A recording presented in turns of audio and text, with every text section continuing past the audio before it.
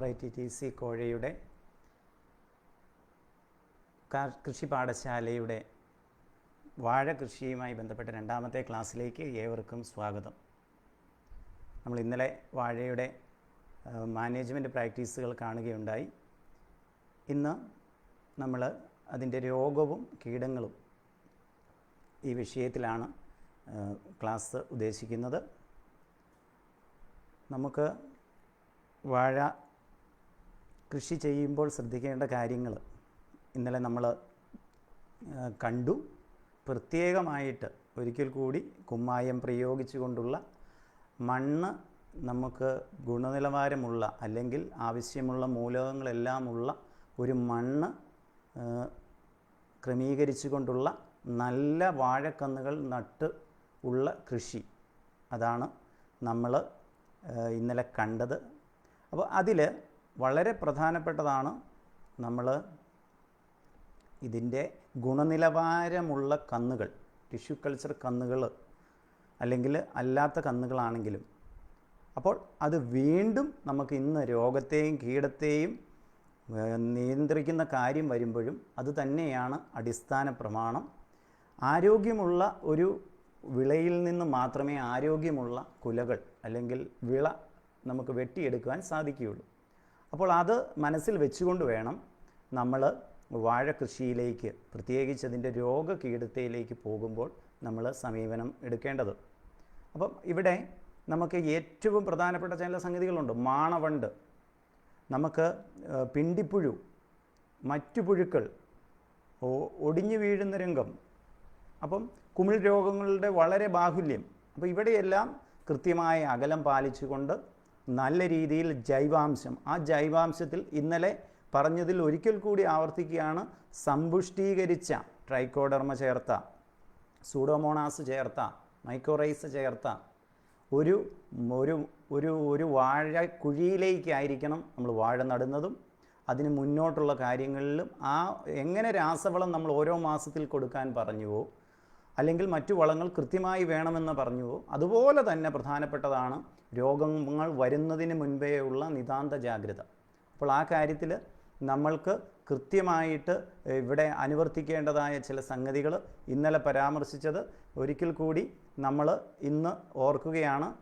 അപ്പം അവിടെ നമുക്ക് ആദ്യം വരുന്നത് കന്നിൻ്റെ സെലക്ഷനാണ്. വീണ്ടും ആവർത്തിക്കട്ടെ, ഗുണനിലവാരമുള്ള കന്നുകൾ, പ്രത്യേകിച്ച് ടിഷ്യൂ കൾച്ചർ പോലെയുള്ള കന്നുകൾ തിരഞ്ഞെടുക്കാത്ത പക്ഷം 4 വെറൈറ്റി വൈറസ് രോഗങ്ങളാണ് കേരളത്തിൽ ഇന്ന് നിലവിലുള്ളത്, ഏത്തവാഴയെ സംബന്ധിച്ച് മാത്രം. അപ്പോൾ നമ്മൾ അത്രയേറെ റിസ്ക് എടുക്കുക എന്ന് പറയുന്നത് നമ്മൾ ഒഴിവാക്കണം. അപ്പോൾ അതുകൊണ്ട് നല്ല കന്ന്, ആ കന്ന് കിട്ടിയാൽ തന്നെ മാണവണ്ടില്ലാത്തതായി ഇന്നലെ പറഞ്ഞത്, നമ്മളപ്പോൾ അതിന് കെമിക്കൽ ട്രീറ്റ്മെൻറ്റ് ചെയ്യണമെങ്കിൽ അങ്ങനെ ചെയ്യുക. ജൈവ രീതിയിലുള്ള നിയന്ത്രണങ്ങൾ നല്ലതാണ്. ചാണകക്കുഴമ്പ്, ചാരം ചേർത്ത് മുക്കി ഉണക്കി നമ്മൾ ചെയ്യുക. അപ്പോൾ എന്തു തന്നെയാണെങ്കിലും ചെയ്യണം എന്നത് അവസാനം വരുന്ന കൊലയുടെ ഗുണത്തിന് വളരെ നിർബന്ധമായ സംഗതിയായിട്ട് വരികയാണ്. അപ്പോൾ അതുകൊണ്ട് നമുക്ക് ഓരോന്നിലേക്ക് കടക്കാം. നമുക്ക് പ്രധാനമായിട്ടും പിന്നെ ഒരു കാര്യമുള്ളത്, ഇതിൽ നമ്മൾ കണക്ക് പുസ്തകത്തിൻ്റെ കാര്യം ഇന്നലെ പറയുകയുണ്ടായി. അതുപോലെ തന്നെ നമ്മൾ എന്ന് വാഴ നടുന്നു, ഒരാഴ്ച എന്നാകുന്നു, 30 ദിവസം കഴിഞ്ഞ് നട്ടിട്ട് 30 ദിവസം എന്നെന്ന് കൃഷി ഓഫീസർ ചോദിക്കുമ്പോൾ നമ്മൾക്കത് പറയാൻ സാധിക്കുന്നു. അപ്പോൾ ആ രീതിയിൽ നമ്മൾ വളരെ കൃത്യമായ ഒരു കണക്ക് പുസ്തകം സൂക്ഷിച്ചില്ല എങ്കിൽ, ഇപ്പോൾ കുമ്മായം ഇട്ടിട്ട് 21 മുതൽ 30 ദിവസം കഴിയാതെ വളവിടുന്ന് പറയുമ്പോൾ അതൊന്ന് എഴുതി സൂക്ഷിച്ചില്ല എങ്കിൽ നമ്മൾക്ക് പലപ്പോഴും മാസത്തിലുള്ള വളവുമായിട്ട് ഇതിനെ ക്രമീകരിച്ച് കൊണ്ടുപോകാൻ സാധിക്കാതെ വരും. അപ്പോൾ അതുകൊണ്ട് നമ്മൾ കൃത്യമായിട്ട് വളങ്ങൾ ചെയ്യുന്നതിനോടൊപ്പം മരുന്നുകൾ, നമ്മൾ ഒരു മരുന്ന് മേടിച്ച് സ്ഥിരമായിട്ട് അത് അടിക്കുന്ന ഒരു പരിപാടി അതൊന്നും പാടില്ല. ദയവ് ചെയ്ത് ഇതിൽ കുറച്ച് ശ്രദ്ധിച്ചാൽ നമുക്ക് ആദ്യമേ തന്നെ വളക്കൂറുള്ള, നന്നായി പുഷ്ടിപ്പെടുത്തിയ ഒരു മണ്ണ്, ജൈവവളങ്ങൾ കൊടുത്തത്, മണ്ണ് പരിശോധിച്ചത്, അങ്ങനെയുള്ളൊരു മണ്ണിലാണെങ്കിൽ തന്നെ രോഗങ്ങൾ, പ്രത്യേകിച്ച് കുമിൾ രോഗങ്ങളെ നമുക്ക് അകറ്റി നിർത്താം, നമുക്ക് ഒഴിവാക്കാം. നമ്മൾ ആ ഒരു ജാഗ്രത കാണിക്കണം. അപ്പോൾ അതുകൊണ്ട് നമുക്ക് അത്യാവശ്യം കുറച്ച് ഫോട്ടോകൾ കേടിൻ്റെയൊക്കെ കണ്ടാലേ നമുക്ക് മനസ്സിലാവും എന്നതുകൊണ്ട് സ്ലൈഡുകൾ വഴി തന്നെ നമുക്ക് ഇത് കാര്യങ്ങൾ ഒന്ന് മനസ്സിലാക്കാൻ ശ്രമിക്കാം. അപ്പം അതിൽ നിങ്ങളെല്ലാവരെയും ഒന്ന് ശ്രദ്ധിക്കുക. നമ്മൾ ഇന്നലെ പറഞ്ഞത് ഞാൻ ആവർത്തിക്കുന്നില്ല, നിങ്ങൾക്കതിൻ്റെ ബുദ്ധിമുട്ട് ഇപ്പോൾ മനസ്സിലാകുന്നു. ആരോഗ്യമില്ലാത്തൊരു വാഴ, അപ്പോൾ അതിൽ പ്രത്യേകം ഒന്ന് പറഞ്ഞോട്ടെ, നൈട്രജനൊക്കെ ഇട്ട് വളർന്ന് ആർത്ത് വരുന്ന ഒരു വാഴ നമുക്കൊരിക്കലും ഉപകാരപ്പെടില്ല. അത് പിണ്ടിപ്പുഴു പെട്ടെന്ന് വന്ന് കുത്താൻ അതിന് എളുപ്പം കിട്ടും. അപ്പം അത്തരം കാര്യങ്ങളിൽ നമ്മൾ ശ്രദ്ധിക്കേണ്ട ജാഗ്രത നമ്മൾ തന്നെ ശ്രദ്ധിച്ചേ മതിയാവൂ. അപ്പം ആ കാര്യം ഒന്ന് പ്രത്യേകം ശ്രദ്ധിക്കണം. നമുക്ക് പിണ്ടിപ്പുഴു അതുപോലെ വരുന്നത് ഒരു 4.5 മാസത്തെ സമയത്ത് അപ്പം വാഴയിൽ നിന്നും പ്രത്യേകമായി ഉണ്ടാകുന്ന ആ ഒരു സ്മെല്ല് ആകർഷിച്ച് വരുന്നത് എന്ന് പഠനങ്ങളുണ്ട്. അപ്പോൾ അവിടെ നമ്മൾ പിണ്ടിപ്പുഴുവിനെ പിടിക്കാൻ അന്ന് മരുന്നടിക്കുന്നതാണോ നല്ലത്, ആ കാലഘട്ടത്തിൽ എൻ്റെ വാഴ ആരോഗ്യമുള്ളതാവണം എന്ന് ഉറപ്പ് വരുത്തുന്നതാണോ നല്ലത്? അപ്പം അതുകൊണ്ട് നമ്മൾ അതിന് ഒരു ശ്രദ്ധ കൊടുക്കേണ്ടതുണ്ട്. നമ്മൾ ആ ശ്രദ്ധ കൊടുത്താൽ നമുക്ക് എന്ത് ചെയ്യാൻ പറ്റും? നമുക്ക് പിണ്ടിപ്പുഴു വരാതെ നമുക്ക് അതിന് മുന്നൊരുക്കങ്ങൾ കരുതി ആ 4 മാസം കാലത്ത് നമുക്ക് കരുതിയിരിക്കാൻ സാധിക്കും. അപ്പോൾ കരുതിയിരിക്കുക എന്നത് ഇൻ്റഗ്രേറ്റഡ് അല്ലെങ്കിൽ സംയോജിത കീടനിയന്ത്രണത്തിനകത്തെ ഒരു പ്രധാനപ്പെട്ട സംഗതിയാണ്. വന്നതിന് ശേഷം നമ്മൾ സൂഡോമോണാസ് അടിച്ചിട്ട് കാര്യമില്ല. പക്ഷേ വരുന്നതിന് മുന്നേ എല്ലാ മാസവും നമുക്ക് സൂഡോമോണാസ് അടിക്കും. അപ്പോൾ നമുക്ക് ക്രമബദ്ധമായിട്ട് നമുക്കത് കാണാം. അപ്പോൾ ഞാൻ സ്ലൈഡുകളിലേക്ക് പോവുകയാണ്. നമുക്ക് അത് കണ്ടുകൊണ്ട് നമുക്ക് ബാക്കി കടക്കാം. അപ്പോൾ പ്രധാനപ്പെട്ട സംഗതി നമ്മുടെ കീടങ്ങളുടെ കാര്യത്തിൽ നമുക്ക് ഈ പിണ്ടിപ്പുഴു ആണ്. പിണ്ടിപ്പുഴു അതിന് 4, ഇത് നിങ്ങൾക്ക് ഫോട്ടോയിൽ കാണുന്ന പോലെ 4 ഘട്ടങ്ങളുണ്ട്. അത് വാഴയുടെ പോളയിൽ തുരക്കുന്നു. അപ്പോൾ അവിടെയാണ് വൃത്തിയുടെ ഒരു ഭാഗം. നമ്മൾ കരിഞ്ഞു വരുന്ന വാഴക്കൈകൾ അവിടെ അരികി ചേർത്ത് തടയോട് ചേർത്ത് കോന്തിക്കളയുകയാണെങ്കിൽ അവിടെ ഇതിൻ്റെ മുട്ടയിടാൻ വരുമ്പോൾ അതിന് അത്ര സൗകര്യം കിട്ടാതെ പലപ്പോഴും മാറിപ്പോകുന്നതായിട്ട് ശ്രദ്ധിച്ചിട്ടുണ്ട്. അപ്പോൾ ആ ഇട്ടതാണ് രണ്ടാമത് കാണുന്നത്. അതിൻ്റെ പുഴു അതിലേക്ക് തുളച്ച് കയറുന്നു. തുളച്ച് കയറിയാൽ അവിടുന്ന് ഒരു വെള്ള ജെല്ലി പോലത്തെ ദ്രാവകം വരുന്നു എന്ന് നമുക്കറിയാം. അത് കഴിഞ്ഞ് അതിൻ്റെ കൊക്കു സമാധി, അത് കഴിഞ്ഞ് അഡൽറ്റ്. അപ്പം ഈ രീതിയിൽ നമ്മളതിനെ കണ്ടാൽ തിരിച്ചറിയാവുന്ന ഒരവസ്ഥയിലാവണം. അതില്ലാതെ പോകരുത്. അപ്പോൾ മാണം ഇനി അടുത്തൊരു സംഗതിയാണ്. നമ്മളിപ്പോൾ ഈ കാണുന്ന ഫോട്ടോയിൽ കാണുന്നത് പോലെ തന്നെ ഒരു പിണ്ടി വെട്ടിയിട്ടിരിക്കുന്ന ഒരവസ്ഥ, അല്ലെങ്കിൽ ഒരു ഒരു പിണ്ടിപ്പുഴു വന്ന ഒരു വാഴത്തോട്ടം. അവിടെ എന്താണ് പ്രശ്നം? അവിടെ പ്രശ്നം പറ്റുക എന്ന് പറഞ്ഞാൽ ആ പിണ്ടിയുടെ മണം കേൾക്കുമ്പോൾ ഈ പുഴുക്കൾ കൃത്യമായിട്ട് അങ്ങോട്ട് ആകർഷിക്കപ്പെടുന്നു എന്നതാണ്. അപ്പോൾ ആ രീതിയിൽ നമുക്ക് 18 ഇഞ്ചിൻ്റെ അല്ലെങ്കിൽ 1.5 അടിയുടെ ഒരു പിണ്ടി പുളർന്നു വെച്ചാൽ അതിന് മുകളിൽ ബിവേറിയ തൂളിയാൽ നമുക്ക് ഈ വണ്ടുകളെ പിടിക്കാൻ പറ്റും. അപ്പം ആ രീതിയിൽ നമ്മൾ തെങ്ങിൽ വെട്ടരുതെന്ന് പറയുന്ന പോലെ തന്നെ അനാവശ്യമായി വാഴ വെട്ടി പറമ്പിൽ നമ്മുടെ തോട്ടങ്ങളിൽ ഇടരുത്. അതിന് നിർബന്ധമായും വാഴത്തോട്ടത്തിൽ ഒരു വൃത്തിയാക്കലിനോട് ചേർന്ന് കുമിൾ രോഗങ്ങൾ പടരാതിരിക്കുന്നതിനും അത് വളരെ പ്രധാനപ്പെട്ടതാണ്. അപ്പോൾ ആ രീതിയിൽ കമ്പോസ്റ്റ്, ഒരു കുഴിയോ എന്തെങ്കിലും ഒരു വിധേന നമ്മൾ പരമാവധി ഇത്തരം സംഗതികൾ, കീടബാധയേറ്റവ, അതുപോലെ നമ്മുടെ വൈറസ് രോഗങ്ങളുടെ പടരുന്നത്, അപ്പോൾ ഇത്തരം കാര്യങ്ങൾ തടയുന്നതിന് വേണ്ടി നമ്മൾ കൃത്യമായിട്ട് വൃത്തിയുള്ള ഒരു തോട്ടം നമുക്ക് അനിവാര്യമാണ്. നമുക്കതിൽ യാതൊരു ഒരു കഴിവും പറയാൻ നിങ്ങൾ ശ്രമിക്കരുത്. അത് നമ്മൾ ചെയ്തേ പറ്റൂ. ഇതാണ് നമ്മൾ അടുത്ത ഘട്ടങ്ങളിലേക്ക് വരുമ്പോൾ പലപ്പോഴും കൊല ഇങ്ങനെ നിൽക്കുകയില്ല, കൊല ഒടിഞ്ഞു വീഴും. അപ്പം നമ്മൾ വൃത്തിയാക്കി അവസാനത്തെ ചെറിയ ഉണങ്ങിത്തുടങ്ങിയ പോളകൾ പൊളിച്ച് വൃത്തിയാക്കി ഇട്ട ഒരു വാഴയാണെങ്കിൽ നമുക്കവിടെ ഒരു തുള വരുമ്പോൾ കാണാം. വാഴത്തോട്ടത്തിൽ നമ്മൾ എന്നും പോകണം. ഒരു പ്രധാനപ്പെട്ട സംഗതിയാണ്. 2-3 ദിവസത്തിൽ ഒരിക്കലെങ്കിലും പോയില്ല എങ്കിൽ നമ്മൾ തുരന്ന് കയറിപ്പോയ വണ്ടിനെ കണ്ടിട്ട് ഒരാഴ്ച കഴിഞ്ഞ് നമ്മൾ അതിൻ്റെ പുറകെ പോയിട്ട് കാര്യമുണ്ടാവില്ല എന്നത് വളരെ സങ്കടകരമായി. ഇതാണ് സാധാരണ രീതിയിൽ നമുക്കൊക്കെ വരുന്ന ഒരു രംഗം. ഇതാണ് ഒടിഞ്ഞു പോകുന്ന വാഴകൾ. അത് കൊലച്ച് കഴിയുമ്പോഴാണ് നമ്മളതിൻ്റെ ഭാരം താങ്ങാതെ ഇത് ഒടിഞ്ഞു വീഴുക. അതിൻ്റെ മുഴുവൻ തന്നെ തിന്ന് തീർത്തിട്ടുമുണ്ടാവും. അപ്പോൾ അതുകൊണ്ട് ഈ അവസ്ഥയിലൊക്കെ ഒന്നും ചെയ്യാനില്ല, വെട്ടിയെടുത്ത് മണ്ണെണ്ണ ഒഴിച്ച് കത്തിക്കാൻ പറയേണ്ടി വരുന്ന ഗതികേടിലാണ് നമ്മൾ. അപ്പോൾ നിങ്ങളത് മനസ്സിലാക്കുക. നമ്മൾ ഇത്തരം സാഹചര്യങ്ങൾ വരാതെ നമ്മൾക്ക് എങ്ങനെ നിയന്ത്രിക്കാമെന്ന് ചോദിച്ചാൽ ഏറ്റവും പ്രധാനപ്പെട്ടത് ഞാൻ പറഞ്ഞു, എല്ലാ കാലങ്ങളിലും വൃത്തിയായിട്ട് വാഴത്തോട്ടം, പ്രത്യേകിച്ച് കരിഞ്ഞ ഇലകൾ വെട്ടി കോന്തി സൂക്ഷിക്കുക. ട്രാപ്പ് ചെയ്യുന്നത് പറഞ്ഞു. പിന്നെ നമുക്ക് വരാതിരിക്കുവാൻ വേണ്ടി 4-ാം മാസം മുതൽ നമുക്ക് വേപ്പെണ്ണ സോപ്പും കൂടെ ചേർത്ത് അടിക്കാം. വേപ്പിൻ്റെ കുരു ചതച്ചത്, വേപ്പിൻ്റെ പൊടി കവിളുകളിലിടാം. മഴക്കാലത്താണെങ്കിൽ എന്ന് ചോദിച്ചാൽ മുകളിലത്തെ കവിളിലിട്ടാൽ അതിൻ്റെ മണം താഴോട്ട് ഒഴുകി കിട്ടും. അപ്പോൾ ആ രീതിയിൽ പിന്നെ നമുക്ക് ഇനിയല്ല രാസമായിട്ട് ചെയ്തേ പറ്റുള്ളൂ എന്നാണെങ്കിൽ മണ്ണിൽ സ്ഥിരമായിട്ട് വരുന്നതാണെങ്കിൽ നമ്മൾ മണ്ണിൻ്റെ കുഴിയിൽ തന്നെ ഒരു 10 ഗ്രാം 15 ഗ്രാം കീടനാശിനി തരി രൂപത്തിലുള്ളത് കൃഷി ഓഫീസറുടെ ശുപാർശയോടുകൂടി ചെയ്യുക. നമ്മൾ വെറുതെ കയറി നമ്മുടെ കുടിവെള്ളത്തിൻ്റെയൊക്കെ സ്രോതസ്സിനടുത്തുള്ള വാഴത്തോട്ടങ്ങളിലൊക്കെ കീടനാശിനികൾ പ്രയോഗിക്കരുത്. നമ്മൾക്ക് ചെറുതായിട്ട് വേപ്പെണ്ണ, വേപ്പിൻ്റെ കുരു ചതച്ചതയിലൊക്കെ ചെയ്ത് നിയന്ത്രിക്കാവുന്ന കാര്യങ്ങൾ കുമ്മായമിട്ട് ആരോഗ്യമുള്ള വാഴയാക്കി വെച്ചിരുന്നാൽ നമുക്കതിൽ ഒത്തിരി വ്യത്യാസം കിട്ടും. അപ്പോൾ അതുകൊണ്ട് അവസാന പരിധി എന്ന രീതിയിൽ മാത്രമേ നമ്മൾ കീടനിയന്ത്രണത്തിലേക്ക് പോകാവുള്ളൂ. അതുപോലെ തന്നെ നല്ല രീതിയിൽ നമുക്ക് നന്മ മേന്മ, നമ്മുടെ ട്യൂബർ ക്രോപ്സ്, അതായത് ശ്രീകാര്യത്തുള്ള റിസർച്ച് ഇൻസ്റ്റിറ്റ്യൂട്ടിൻ്റെ പരിണത ഫലമാണത്. നന്മ മേന്മ എന്ന രീതിയിൽ 2 എണ്ണവും വ്യക്തമായിട്ട് ഒരു രാസപദാർത്ഥവും ഇല്ലാതെ കപ്പയുടെ എസൻസ് സത്താണ്. അപ്പോൾ അത് നമുക്ക് പ്രയോഗിക്കാം. അത് പ്രയോഗിക്കാൻ 50 മില്ലി 1 ലിറ്റർ വെള്ളത്തിൽ കലക്കി നമുക്ക് അടിച്ചു കൊടുക്കുവാനാണ്, വരാതിരിക്കുന്നതിന് വേണ്ടി. ഇനി എന്തെങ്കിലും കാരണവശാൽ ഗതികേടിന് വന്നെങ്കിൽ നമുക്ക് അത് കഴിഞ്ഞ് ആ തുളച്ച് കയറിയ പിണ്ടിപ്പുഴു തുളച്ച് വാഴയിൽ തുളച്ച തുളയുടെ മുകളിലും ഇടതും വലതും വശങ്ങളിലായി ത്രികോണാകൃതിയിൽ 5 സെൻറ്റിമീറ്റർ കുഴി തുരന്നതിൽ നിന്നും അപ്പുറയും ഇപ്പുറയുമായി 5 മില്ലി വീതം 3 ഇടത്ത് ഇഞ്ചക്ഷൻ കൊടുക്കുക. അതിനൊരു പ്രത്യേക സിറിഞ്ചുണ്ട്. പതുക്കെ സാവധാനം അതങ്ങ് ഇഞ്ചക്ട് ചെയ്താൽ മതി. പുഴു അതിലുണ്ടെങ്കിൽ അവിടെ ഇരുന്ന് ചത്തുപോകും. അപ്പോൾ അതൊരു വിഷമല്ല, നല്ല ഒരു കപ്പയുടെ അപ്പം നമുക്കത് ജൈവ രീതിയിൽ, നമ്മളിപ്പം സുവിശ കേരളത്തിൻ്റെ ഭാഗമായിട്ടൊക്കെ ഒത്തിരി പേർ കൃഷിയിലേക്ക് വന്നിട്ടുണ്ട്. അവർക്കെല്ലാം പറ്റുന്ന ഒരു കാര്യമാണ് ഇത്. നമുക്ക് നല്ല രീതിയിൽ ചെയ്യാം. അപ്പോൾ ഇനി നന്മ 50 മില്ലി അടിക്കുന്നത് പോലെ തന്നെ നമുക്ക് വേണമെങ്കിൽ മറ്റ് കീടങ്ങൾക്കും ഇത് പ്രയോഗിക്കാൻ പറ്റും. അപ്പം ആ രീതിയിൽ നമുക്ക് ജൈവമായിട്ട് ചെയ്യാം. വേപ്പിൻ്റെ കുരു, വേപ്പിൻ്റെ എണ്ണ, ഇത്തരം കാര്യങ്ങൾ മാറി മാറി നമുക്ക് തളിച്ചു കൊടുത്താൽ അതുപോലെ നൈട്രജൻ്റെ വളപ്രയോഗത്തിൻ്റെ നൈട്രജൻ ഒരിക്കലും കൂടിപ്പോകരുത്. ഇന്നലെ പറഞ്ഞത് 190 ഗ്രാം വരുന്നിടത്ത് 300 ഗ്രാം പൊട്ടാഷ് എത്തണം. അപ്പോൾ നമ്മൾ 50 ഗ്രാം ഇടുമ്പോൾ ഇവിടെ തീർച്ചയായിട്ടും 60 ഗ്രാം 80 ഗ്രാം 90 ഗ്രാം ഇടണം എന്ന കാര്യം നമ്മളൊന്ന് ശ്രദ്ധിക്കണം. അതില്ലാതെ പോകുമ്പോഴാണ് വാഴ തഴച്ചു വളരും, പക്ഷേ ആരോഗ്യമില്ല, ബലക്ഷയം വരും. കുമ്മായത്തിൻ്റെ കുറവ് വന്നാലും ബലക്ഷയം വരും, പെട്ടെന്ന് തുരക്കാൻ പറ്റും.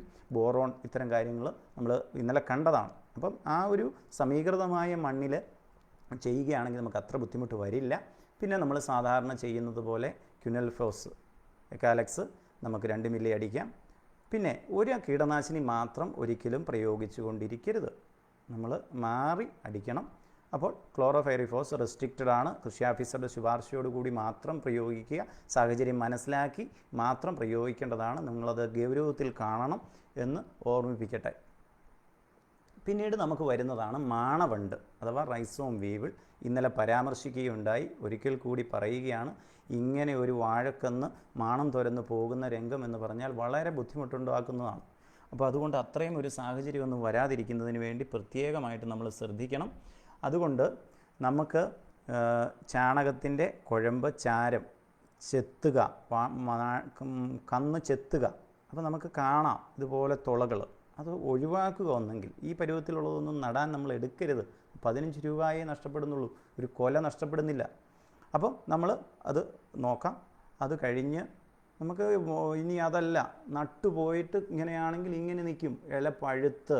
അത് ഇച്ചിരി കൂടെ കഷ്ടമാണ്. കൊലയ്ക്കുന്ന ഭാഗത്താണ് നമുക്ക് ഇതിൻ്റെ ആക്രമണം രൂക്ഷമാകുന്നതെങ്കിൽ. അപ്പോൾ അത്തരം കാര്യം വരാതിരിക്കുന്നതിന് വേണ്ടി മറിഞ്ഞു പോവുകയുള്ളൂ ഇങ്ങനെയൊക്കെ മാണവണ്ട് കയറിയാൽ. അപ്പം അത് വരാതിരിക്കുന്നതിന് വേണ്ടി നമ്മൾ നിർബന്ധമായും നമ്മൾ ശ്രദ്ധിക്കണം. ആദ്യം നടുമ്പോൾ തന്നെ ശ്രദ്ധിക്കണം. അപ്പോൾ നമ്മൾ റൈസോം നമ്മുടെ കന്ന് ചെത്തി ഒരുക്കി വെയിലത്തുണങ്ങുന്ന കാര്യം നമ്മൾ ഇന്നലെയും പറഞ്ഞു, ഇന്നും ഓർമ്മിപ്പിക്കുന്നു. ഇനി അതല്ല എങ്കിൽ കാർബോസൾഫാനോ മറ്റ് തരി രൂപത്തിലുള്ളതോ അല്ലാത്തതോ ആയ കീടനാശിനി 2 മില്ലി വെള്ളത്തിൽ കലക്കിയ വെള്ളത്തിനകത്ത് അരമണിക്കൂർ മുക്കി നമ്മൾ നടാൻ ഉപയോഗിക്കുക. പിന്നെ നമുക്ക് മാണവണ്ടിനെ പിടിക്കുന്നതിന് വേണ്ടി മുമ്പേ പറഞ്ഞ പോലെ തന്നെ സൂഡോസ്റ്റം പീസസുകൾ വെക്കാം. പിന്നെ നമ്മുടെ കണ്ണാറ റിസർച്ച് സ്റ്റേഷനിൽ നിമാറ്റ് മിത്ര നിമാവിരകളെ കടാവറുകളാക്കി ലഭിക്കും. അത് നമുക്ക് ഉപയോഗിക്കാം. ഇതിനെ കൊല്ലുന്നതിന് വേണ്ടി, ഇത് വന്നു കഴിഞ്ഞതിൻ്റെ മാനേജ്മെൻറ്റിന് വേണ്ടി കണ്ണാറയെ സമീപിച്ചാൽ മതിയാവും. പിന്നെ നമുക്ക് അടുത്ത ഏറ്റവും വലിയ പ്രശ്നം വൈറസ് രോഗങ്ങളെ പടർത്തുന്നതാണ്. അല്ലാതെ ഇത് വാഴ തിന്ന് നശിപ്പിക്കുന്ന ഒന്നല്ല വാഴയിലെ ഇലപ്പേൻ. പക്ഷേ ഈ ആഫിഡുകൾ പലപ്പോഴും നമുക്ക് വൈറസ് രോഗങ്ങളുടെ വെക്ടറുകളായി മാറുന്നു. അത് വളരെ വ്യാപകമായ നാശം നമുക്ക് ഉണ്ടാക്കുന്നുണ്ട്. അപ്പോൾ ഈ രീതിയിലെല്ലാമാണ്, വളരെ ചെറുതാണ്, വളരെ സൂക്ഷ്മമാണ്, എങ്കിലും കൂട്ടത്തോടെ വന്ന് നീരുണ്ടാകുന്നു. കൂമ്പടപ്പ്, കുറുനാമ്പ് രോഗം, നമ്മുടെ മറ്റ് വൈറസ് രോഗങ്ങൾ. അപ്പോൾ അതുകൊണ്ട് ഇത് വന്നു കഴിഞ്ഞാൽ നമ്മളത് നിയന്ത്രിക്കാൻ വേപ്പ് ഇത്തരം സാധനങ്ങളൊക്കെ അടിച്ചാലും ചിലപ്പോൾ ബുദ്ധിമുട്ട് വരികയാണെങ്കിൽ ഡൈമെത്തേറ്റ് നമുക്ക് ചിലപ്പം ചെയ്യേണ്ടി വരാം. അപ്പം അതിന് 1.5 മില്ലി മതിയാവും, അത് നമ്മൾ ചെയ്യുക. പിന്നെ നമുക്ക് ആദ്യമേ തന്നെ തരി രൂപത്തിലുള്ള, മുമ്പേ പറഞ്ഞതുപോലെ തന്നെ ഇതെല്ലാം തരി രൂപത്തിലുള്ള കീടനാശിനികൾ ആദ്യം വേണമെങ്കിൽ മണ്ണിൽ ഇതൊക്കെ വരുന്നതും ഇതിന് സാഹചര്യങ്ങളുള്ള മണ്ണാണ്, പറമ്പാണ് എങ്കിൽ നമുക്കതൊന്ന് ചെയ്യുന്നതിനും തടസ്സമില്ല. അത് നമ്മൾ പക്ഷേ രാസ കീടനാശിനികളും കാര്യങ്ങളും എപ്പോഴും അവസാന ഘട്ടത്തിലേക്ക് ഉപയോഗിക്കുന്നതിനായിട്ട് ശ്രദ്ധിക്കുക. പിന്നെ നമുക്കുള്ളതാണ് ഈ ഇല തിന്ന് തുരന്ന് വരുന്ന പുഴുക്കൾ. അതിനൊക്കെ സാധാരണ രീതിയിൽ നമ്മുടെ ക്യുനെൽഫോസ് എക്കാലക്സ് പോലും വേണ്ട. നമ്മൾ ഗോമൂത്രം, കാന്താരിമുളക്, വേപ്പിൻ്റെ സത്ത് ഇതൊക്കെ അടിച്ചാൽ മതിയാവും. ലേസ് വിങ് ബഗ് എന്ന് പറഞ്ഞ് ചെറിയ രീതിയിലുള്ള കീടങ്ങളുണ്ട്. നമ്മൾ അറിഞ്ഞിരിക്കുക ഇങ്ങനെയുള്ളത് കീടമാണ്. അപ്പോൾ അതിനൊക്കെ ചെറിയ ചെറിയ പ്രയോഗങ്ങൾ മതിയാവും. ഇതിനെല്ലാം മരുന്നടിക്കാൻ, രാസ കീടനാശിനികൾ അടിക്കാൻ ദയവ് ചെയ്ത് പോവരുത് എന്ന് ഓർമ്മിപ്പിക്കുകയാണ്. അപ്പോൾ ഇതിനെല്ലാം ആ ഇലകൾ കോന്തിക്കളഞ്ഞാൽ മതിയാവും. നമുക്ക് എല്ലാ ഇലകളും വേണ്ട. കരിഞ്ഞ ഇലകൾ കോന്തിക്കളയുന്നതിൽ തടസ്സമില്ല. കുമിൾ രോഗങ്ങൾ പടരാതിരിക്കാൻ, ഇത്തരം കീടങ്ങൾ, ചെറിയ കീടങ്ങൾ വന്നത് നശിപ്പിക്കാൻ ഏറ്റവും എഫക്റ്റീവ് അതാണ്. അപ്പം അല്ലാത്ത പക്ഷം ക്യുനെൽഫോസ് 2 മില്ലി, ക്ലോറാപൈഡ് 0.5 1 ലിറ്റർ വെള്ളത്തിൽ. ഇതൊക്കെ അങ്ങേയറ്റത്ത് വളരെ ഗൗരവതരത്തിലേക്ക് വരുന്ന ഒരു രംഗത്ത് മാത്രം ചെയ്യേണ്ടതാണ്. വെള്ളീച്ച നമുക്ക് പലപ്പോഴും നേരിട്ട് വരുന്നില്ല എങ്കിലും വെക്ടറായിട്ട്, വൈറസ് രോഗങ്ങളുടെ വെക്ടറായിട്ട് അത് കൊണ്ടുവന്ന് തരുന്ന രോഗവാഹിയായിട്ട് വരുന്നുണ്ട്. അപ്പോൾ അങ്ങനെ വരുന്നിടത്ത് നമ്മൾ വളരെ വ്യാപകമാവുകയാണെങ്കിൽ കൊല്ലുക, മീൻസ് ഇല വെട്ടിക്കളഞ്ഞിട്ട് അത് നശിപ്പിക്കുക. അല്ലെങ്കിൽ വേപ്പിൻ്റെ എന്തെങ്കിലും നിംബിസിഡിൻ, നീം ഓയിൽ അങ്ങനെ എന്തെങ്കിലും അടിച്ചതിനെ അകറ്റി നിർത്തുക പരമാവധി. പിന്നെ മഞ്ഞ കാട് പോലും നമുക്ക് വാഴത്തോട്ടത്തിൽ എത്രമാത്രം പ്രായോഗികമാണെന്ന് അവനവൻ്റെ ഇതിൽ നോക്കുക. അതിനെ ആകർഷിച്ച് നമുക്ക് നശിപ്പിക്കാൻ പറ്റും. ക്യുനെൽഫോസ്, ഡൈമെത്തേറ്റ്, തയോമെത്താക്സം ഒക്കെയാണ് ഇതിന് പിന്നീട് ഇത് മനസ്സിലാക്കുക. ഈ ഒരു തവണ അത് മാത്രം അടിച്ചടിച്ചിരുന്നാൽ വെള്ളീച്ച റെസിസ്റ്റൻസ് അല്ലെങ്കിൽ ഈ ഒരു മരുന്നിന് മുകളിലേക്ക് പോയി കഴിഞ്ഞാൽ ബുദ്ധിമുട്ടാകും. അതുകൊണ്ട് ദയവ് ചെയ്ത് എല്ലാവരും കൂടെ മരുന്നടിക്കാനല്ല പോകേണ്ടത്. നമുക്കല്ലാതെ വെള്ളീച്ച കൺട്രോൾ ചെയ്യാൻ, നമ്മൾ തെങ്ങിലെ വെള്ളീച്ചയെ മിത്രപാണിയെ കൊണ്ട് നമുക്ക് കൺട്രോൾ ചെയ്യാൻ പറ്റിയതുപോലെ വാഴയിലേതിനെ നമുക്ക് ഒരു പരിധി വരെ നമുക്ക് കൺട്രോൾ ചെയ്യാം. നമുക്ക് ലെമൺ ഗ്രാസ്, പുൽത്തൈലം, അതൊക്കെ ഉള്ളവരാണെങ്കിൽ അത് ഇട്ടാൽ ഇതിൻ്റെ മണം കേൾക്കുമ്പോൾ ഇത് കുറച്ച് അകന്നു പോകുന്നതായിട്ട് കാണുന്നുണ്ട്. അപ്പോൾ ആ രീതിയിലൊക്കെ നമുക്ക് ചെയ്യാം. പിന്നെ ഉള്ള മറ്റൊരു സ്ഥിരമായ പ്രശ്നമാണ് നിമാവിരകൾ. ഇത് സൂക്ഷ്മങ്ങളാണ്, മൈക്രോസ്കോപ്പിക്കാണ്. നമ്മൾ വേരുകളിൽ ഇങ്ങനെ കറുത്ത് ചീയലുകൾ, നമ്മുടെ മാണത്തിൽ ചീയലുകൾ, അഴുകലുകളാണ് നമുക്ക് കാണാൻ വരുന്നത്. അപ്പോൾ ഇത് ഒരു തവണ വന്നാൽ നമുക്ക് ഇലയൊക്കെ പഞ്ഞളിച്ച് നിൽക്കുന്ന ഒരു രംഗം മനസ്സിലാകും. പെട്ടെന്ന് മനസ്സിലായെന്ന് വരികയില്ല. ഇതിന് ആദ്യമായി ചെയ്യാവുന്ന, നമ്മൾ ഒരു 10 കിലോ ജൈവവളം പറഞ്ഞതിൽ 1 കിലോ നല്ല വേപ്പിൻ പിണ്ണാക്ക് മേടിച്ചിട്ടാൽ നമുക്കിതിൽ കൺട്രോൾ ചെയ്യാൻ പറ്റും. അപ്പോൾ അതൊരു പ്രധാനപ്പെട്ട സംഗതിയാണ്. അല്ലെങ്കിൽ വളരെ വ്യാപകമായിട്ടുണ്ടെങ്കിൽ ഉമി നമുക്ക് പ്രയോഗിക്കാം. അപ്പം ഇത്തരം സാധനങ്ങൾ നമ്മളൊന്ന് മനസ്സിലാക്കിയിരിക്കുക. നമുക്ക് നിമാവിരകളെ അകറ്റി നിർത്തുക എന്നതാണ് നമുക്ക് വേണ്ടത്. അപ്പോൾ അതിൽ നമ്മൾ ചെണ്ടുമല്ലി നമുക്ക് പ്രയോഗിക്കാവുന്നതാണ്. നട്ട് കഴിഞ്ഞാൽ അതിലേക്ക് ഇത് ആകർഷിക്കപ്പെടുന്നുണ്ട്. അപ്പോൾ ആ രീതിയിൽ, ഇല്ലെങ്കിൽ രാസരൂപത്തിലുള്ളവയുടെ പ്രയോഗം മുമ്പ് പറഞ്ഞത് തന്നെ ഫിപ്രോണിൽ അഥവാ കാർട്രാപ്പ്, ഇതൊക്കെ നമ്മൾ മനസ്സിലാക്കുക. കൃഷി ഓഫീസറുടെ ശുപാർശയോടുകൂടി വേണം ഇത്തരം കീടനാശിനികൾ പ്രയോഗിക്കുവാൻ. നമ്മൾ വെറുതെ ചെയ്യരുത്, ദയവ് ചെയ്ത്. അപ്പോൾ അങ്ങനെ ഉണ്ട് എങ്കിൽ 75-ാം ദിവസവും 165-ാം ദിവസവും നട്ടിട്ട് അതിന് ശേഷമാണ് നമ്മൾ ചെയ്യേണ്ടത്. പിന്നെ നമുക്ക് മാരിഗോൾഡ് അഥവാ മല്ലിയുടെ കാര്യം, ചെണ്ടുമല്ലിയുടെ കാര്യം പറഞ്ഞു. അത് ഒരു ട്രാപ്പ് ക്രോപ്പ്, അതിലേക്ക് നിമാവരകൾ വരും, അതിൻ്റെ വേര് അപ്പം പഴുത് കളഞ്ഞ് നമുക്ക് കുറച്ചേറെ രക്ഷിക്കാം. പിന്നെ നമുക്ക് അടുത്ത ഒരു പ്രശ്നം വരാറുള്ളത്, ഇങ്ങനെ കുത്തുകുത്തായിട്ട് എന്തോ ഒരു കുത്തുകുത്തി ഇങ്ങനെ വരുന്നു, അത് കഴിഞ്ഞത് കറുത്ത് കരിഞ്ഞു പോകുന്ന ഒരു രംഗം. മണ്ടരിയാണ്, വാഴയിലെ മണ്ടരി. അപ്പോൾ റെഡ് സ്പൈഡർ മൈറ്റാണ് സാധാരണ രീതിയിൽ. ഈ രീതിയിൽ ഈ കറുത്ത് പോകുന്നത് അവസാന വട്ടം, അതിനകത്തൊന്നും തന്നെ അവശേഷിക്കാതെ എല്ലാം തീർന്ന ഒരു ഭാഗത്താണ്. അതല്ലാതെ ആദ്യം അപ്പുറമാണ്. ഇത് പലപ്പോഴും വരാറുണ്ട്.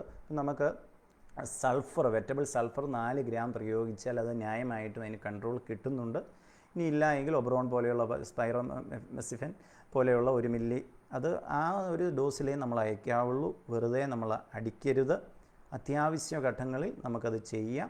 പക്ഷേ നമ്മൾ ആദ്യമൊക്കെ 1 or 2 ആണെങ്കിൽ ആ ഇല കോന്തിക്കളയേണ്ട ആവശ്യമേ ഉള്ളൂ. നമുക്ക് അടുത്ത ഒരു പ്രശ്നമാണ് വൈറസിൻ്റെയും വ്യാപകരാകുന്ന ഒരു സംഗതിയാണ് മീലി മൂട്ടകൾ, മീലി ബഗുകൾ. അപ്പോൾ ഇതിൽ മണ്ണിൽ വളരെ ചെറുതായിട്ടാണ്, ഇത് ഫോക്കസ് വലുതാക്കിയ ഫോട്ടോയാണ്. അപ്പം അതിൽ നമുക്ക് മണ്ണിൽ ഒഴിച്ചു കൊടുക്കാൻ മുമ്പേ പറഞ്ഞ നന്മ മേന്മ പോലെ തന്നെ ശ്രേയ എന്ന തിരുവനന്തപുരം കിഴങ്ങ് ഗവേഷണ കേന്ദ്രത്തിൻ്റെ ഒരു പ്രൊഡക്റ്റ് ഉണ്ട്. അതാണെങ്കിൽ ഇതിനെ ഒന്ന് ദുർബലരാക്കും. അത് കഴിഞ്ഞ് നമ്മൾ ചെറിയ അളവിൽ ക്യുനൽഫോസ് എങ്കിലും പ്രയോഗിച്ച് കഴിഞ്ഞാൽ പെട്ടെന്ന് കൊല്ലുവാൻ സാധിക്കും മീലി ബഗുകളെ. ഇത് ചില അവസരങ്ങളിൽ മഴയൊക്കെ കഴിഞ്ഞ് വരുന്ന അവസരങ്ങളിൽ ബുദ്ധിമുട്ടുണ്ടാക്കാറുണ്ട്. അപ്പോൾ ഈ രീതിയിലുള്ള കെമിക്കലുകൾ നമുക്ക് പ്രയോഗിക്കാം. എങ്കിലും ജാഗ്രത പുലർത്തുകയാണ് നല്ലത്. കുമ്മായം കൃത്യമായിട്ടിട്ട് നല്ല രീതി 1/2 കിലോയിൽ കുറയാതെ കുമ്മായമിട്ട് വീണ്ടും മണ്ണ് പരിശോധനയൊക്കെ നടത്തി അതിൻ്റെ ഒരു കാര്യങ്ങൾ മനസ്സിലാക്കി ചെയ്താൽ നമുക്ക് മീലി മൂട്ടകളെയൊക്കെ ഒരു പരിധി വരെ അകറ്റി നിർത്താൻ പറ്റും. ഇനി ഒരു രക്ഷയുമില്ല എങ്കിൽ നമ്മൾ ഇത്തരം കെമിക്കലുകൾ കൃത്യമായ അളവുകളിൽ ഒന്ന് പ്രയോഗിക്കാൻ ശ്രദ്ധിക്കാം. നമുക്ക് പുഴുവിനൊക്കെ ചെറിയ രീതിയിൽ നമുക്ക് കൺട്രോളിൻ്റെ കാര്യമേ ഉള്ളൂ. 1ഉം 2ഉം വാഴയ്ക്കാണെങ്കിൽ നമ്മളതിനെ ഒന്ന് ഫിസിക്കലായിട്ട് അതിനെ കൈകാര്യം ചെയ്താൽ മതി. അല്ലാതെ നമ്മൾ എല്ലാത്തിനും കൂടെ മരുന്നടിക്കാൻ പോകേണ്ട ഒരു സാഹചര്യം ഇല്ല എന്ന് നമ്മളൊന്ന് മനസ്സിലാക്കുക. വേപ്പിൻ്റെയൊക്കെ സ്പ്രേകൾ മതിയാവും. ഇനി നമുക്ക് പ്രധാനമായിട്ട് വരുന്നത് നമ്മുടെ രോഗങ്ങളാണ്. അതിൽ നമ്മൾ മനസ്സിലാക്കണം, നമുക്ക് വൈറസ് രോഗങ്ങൾ 4 എണ്ണം ഉണ്ടെന്ന് പറഞ്ഞു. ഇത് നമ്മളാരും മനഃപൂർവ്വം കൊണ്ടുവന്ന് വയ്ക്കുന്നതല്ല നമ്മുടെ വാഴകളിൽ. പക്ഷേ നമ്മുടെ വാഴകൾക്ക് പലപ്പോഴും ഇതെല്ലാമുള്ള ഒരു സാഹചര്യമുണ്ട്. അപ്പോൾ അങ്ങനെ വരുമ്പോൾ നമ്മൾ മനസ്സിലാക്കുക, നമ്മുടെ കുറുനാമ്പ് അധികമില്ല. നമ്മൾ കർഷകർ വളരെ ബോധവാന്മാരായിട്ട് വളരെ ക്രിയാത്മകമായിട്ട് അതിലിടപെട്ട് ഇത്തരം ലക്ഷണങ്ങൾ കാണുന്ന വാഴ മൊത്തത്തിൽ നശിപ്പിച്ച് കളയാൻ നമ്മൾ ശുഷ്കാന്തി കാണിച്ചത് കൊണ്ട് നമുക്ക് അത്ര പ്രശ്നമില്ല. പക്ഷേ നമ്മുടെ കൊക്കാൻ്റെ കാര്യത്തിലൊക്കെ നമുക്ക് ചിലപ്പോഴെങ്കിലും വീഴ്ച വരാറുണ്ട്. നമ്മൾ കൊണ്ടുവന്ന് നടുന്ന കന്നിനകത്ത് നമ്മളത് ശ്രദ്ധിക്കാതെ പോകുന്നത് കൊണ്ട് നമുക്ക് കന്നിനകത്ത് നമുക്ക് പലപ്പോഴും ഒരു 10% 20% കന്നുകൾ കല്ലൻ വാഴയായി പോകുന്ന രംഗമുണ്ട്. അതുപോലെ തന്നെ കുറുനാമ്പ് ഇപ്പോൾ വളരെ കുറവാണെങ്കിലും അത് വരാറുണ്ട്. പിന്നെ നമ്മുടെ കുക്കുംബർ, വെള്ളരി വർഗ്ഗങ്ങൾ ഇന്നലെയും പറഞ്ഞു, വെള്ളരി വർഗ്ഗങ്ങൾ നമ്മൾ വാഴയിൽ കൃഷി ചെയ്താലോ ഇല്ലെങ്കിൽ അത് ചെയ്തിരുന്നിടത്തുനിന്ന് കന്നുകൾ കൊണ്ടുവന്നാലോ അതിൽ കുക്കുംബർ മൊസൈക്ക് വൈറസ് ഉണ്ടാവാനുള്ള സാധ്യതകളുണ്ട്. അപ്പോൾ അത് ഫോട്ടോ പുറകെ നമുക്ക് കാണാം. അപ്പം ആ രീതിയിൽ വൈറസുകൾക്കെതിരെ നമ്മളൊരു ക്രിയാത്മകമായി വരാതിരിക്കുന്നതിനുള്ള ക്രമീകരണം ചെയ്യണം. അവിടെ വീണ്ടും പ്രധാനപ്പെട്ടതാവുകയാണ് കുമ്മായത്തിൻ്റെ പ്രയോഗം. കുമ്മായമിട്ട് കാൽസ്യം കൃത്യമായിട്ടുള്ള ഒരു ചെടിക്ക് വൈറസുകളെ പ്രതിരോധിക്കാൻ പറ്റും. നമുക്ക് എങ്ങനെയാണോ മനുഷ്യ ശരീരത്തിൽ കാൽസ്യം ഒരു നല്ല റോളിൽ വരുന്നത്, അതേപോലെ തന്നെ നമുക്ക് കുമ്മായം ചെടികളുടെ കാര്യത്തിലും വാഴയുടെ കാര്യത്തിലും വളരെ പ്രധാനപ്പെട്ടതാണ്. പിണ്ടിപ്പുഴു തുരക്കുന്നതിന് തന്നെ താമസം വരും. അപ്പോൾ ആ രീതിയിൽ കുമ്മായം കൃത്യമായിട്ട് എത്തുന്നുണ്ടെന്ന് ഉറപ്പ് വരുത്തുക. അതുപോലെ തന്നെ മഗ്നീഷ്യം സൾഫേറ്റ്, മഗ്നീഷ്യം നമ്മൾ ഇന്നലെ പറഞ്ഞു ഏക്കറിന് 32 കിലോ എന്ന കണക്കിൽ കൊടുക്കാം. അപ്പോൾ അത് പലപ്പോഴും നമ്മളൊരു 100 ഗ്രാമായിട്ട് പൊട്ടാഷിനോട് ചേരാതെ മാറ്റി ഇട്ട് കൊടുക്കുക. അത് ഇട്ട് കൊടുക്കുമ്പോൾ നമുക്ക് പച്ചപ്പ് കൂടും. മഗ്നീഷ്യത്തിൻ്റെ കുറവ് പല മണ്ണുകളിലും കോട്ടയം ജില്ലയിലൊക്കെ പ്രത്യേകിച്ചും മഗ്നീഷ്യത്തിൻ്റെ കുറവ് തന്നെ കാണുന്നുണ്ട്. അപ്പോൾ ആ സാഹചര്യം ഒഴിവാകും. നമുക്ക് മഗ്നീഷ്യവും ഇതും പിന്നെ നമ്മൾ ഇത്തരം കാര്യങ്ങളിൽ നമ്മൾ ഇന്നലെ ജൈവ കാര്യങ്ങൾ, ജൈവവളം, പച്ചില വളം പ്രയോഗിക്കുന്നതുമായി ബന്ധപ്പെട്ട് നമുക്ക് ചെയ്യാവുന്ന ചില സംഗതികളുണ്ട്. ഇപ്പോൾ ശീമക്കൊന്ന, നമുക്ക് ഈ വൈറസുകളെ അകറ്റുന്നതിനായിട്ട് പണ്ട് മഹാരാജാവ് കൊണ്ടുവന്ന ശീമക്കൊന്ന നമ്മൾക്ക് എന്തുകൊണ്ട് നമ്മുടെ വാഴത്തോട്ടങ്ങളുടെ അതിരിൽ കൂടി ഒരു ഡിഫൻഡറായിട്ട്, ഒരു കീടങ്ങളെ അകറ്റുന്ന ഒരു ഇതിനായിട്ട് നമുക്ക് പ്രയോഗിച്ചുകൂടാ? അപ്പം അങ്ങനെ ശീമക്കൊന്ന, കമ്മ്യൂണിസ്റ്റ് പച്ചയുടെ പച്ച ഇലകൾ നമുക്ക് പൊതയിടുന്നതിനായിട്ട് ഉപയോഗിക്കാം. ഇത്തരം സംഗതികൾ, നമ്മുടെ ലെമൺ ഗ്രാസ്. അപ്പം ആ രീതിയിൽ നമ്മൾ ജാഗ്രത പുലർത്തുകയും ഇത് വരാതിരിക്കുന്നതിനുള്ള മുൻകരുതലുകൾ ചെയ്യുകയും ചെയ്താൽ ആരോഗ്യവാന്മാരായി, ഇപ്പോൾ കൊറോണയെ നമ്മൾ പ്രതിരോധിക്കുന്നത് പോലെ നമ്മൾ ആരോഗ്യവാന്മാരായ വാഴകളാണെങ്കിൽ നമുക്ക് അത്രയും ബുദ്ധിമുട്ട് വരില്ല, അത്രയും വൈറസ് അഫക്റ്റഡ് ആവില്ല. അപ്പോൾ അതിനുള്ള ഒരു ശ്രദ്ധ നമ്മൾ കൊടുക്കണം. നമുക്ക് അത് നമ്മുടെ കുറുനാമ്പിൽ നമ്മൾ ഒരു പരിധി വരെ നമ്മൾ സക്സസ് ആയി. അപ്പം നമ്മൾ എങ്കിൽ പോലും നമ്മൾ മറ്റ് കാര്യങ്ങളിൽ നമ്മളൊന്നും ശ്രദ്ധിക്കണം. ശ്രദ്ധയുടെ ഒരു കുറവിൽ നമുക്കത് നഷ്ടപ്പെട്ടു പോകാൻ ഇടവരരുത്. അതുകൊണ്ടാണ് അതൊന്ന് ഓർമ്മിപ്പിക്കുന്നത്. നമ്മൾ അപ്പം ഇതാണ് നമ്മുടെ വാഴയുടെ ഒരു ലക്ഷണം. നാം ഇങ്ങനെ ബൊക്കെ പോലെ ആകുന്നു. അപ്പോൾ അത് പറിച്ച് കളയുക. ദയവ് ചെയ്ത് അതിൽ ആക്ഷേപം വിചാരിക്കരുത്. ഏത് വാഴയിലും പല വാഴകളിലും ഞാലിപ്പൂവിനൊന്നും തന്നെ അധികം വരാറില്ല. മറ്റ് നേന്ത്രൻ മുതലുള്ളവയിൽ നമുക്ക് വരാറുണ്ട്. അത് നമ്മളൊന്ന് ശ്രദ്ധിക്കുക. നമുക്ക് അതിന് പറിച്ച് കളയുക എന്നുള്ളതാണ് അതിൻ്റെ അകത്ത് ഏറ്റവും എളുപ്പത്തിൽ ചെയ്യാവുന്നത്. പറയാൻ ബുദ്ധിമുട്ടാണ്, പക്ഷേ നമ്മളത് ചെയ്തില്ല എങ്കിൽ അത് പടരും. അതിനെ നശിപ്പിച്ച് കളയുക. ഇല്ലെങ്കിൽ നല്ല തരിരൂപത്തിലുള്ള കീടനാശിനികൾ നമ്മൾ പ്രയോഗിക്കേണ്ടി വരുന്നു. പിന്നെ നമ്മൾ അടുത്ത സംഗതിയാണ് ബനാന ബ്രാക്റ്റ് മൊസൈക്ക് വൈറസ് അഥവാ കല്ലൻ രോഗം, കൊക്കാൻ രോഗം. ഇതിൻ്റെ കൃത്യമായ ഇതിൻ്റെ ലക്ഷണം ആ കൂമ്പ് കുടപ്പനിലാണ്. കുടപ്പനിലെ അവിടെ ശ്രദ്ധിച്ചാൽ നമുക്ക് അതിൻ്റെ കളർ മാറി പല കളറിലേക്ക് പോകുന്നതായിട്ട് കാണാൻ പറ്റുന്നുണ്ട്.